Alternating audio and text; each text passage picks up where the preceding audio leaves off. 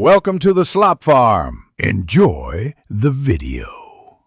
You start by preparing the sidecar frame and mounting hardware.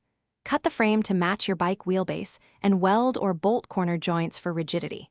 Once done, test fit the frame beside the rear wheel and align mounts with the axle.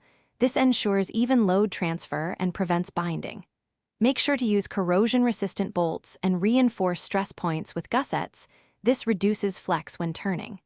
You want a snug, adjustable clamp so you can fine-tune alignment later without reworking the whole frame. Now attach the sidecar to the bicycle using a two-point mounting strategy.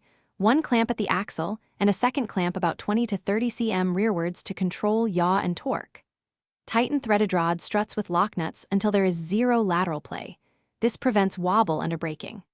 Once secured, set a slight toe-in of 1 to 2 centimeters so the sidecar tracks straight.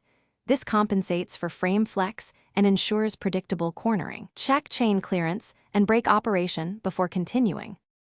Finish by mounting the sidecar wheel and protective fender, then add a safety tether between bike and sidecar as a redundant restraint. Once fitted, you perform a stepwise test.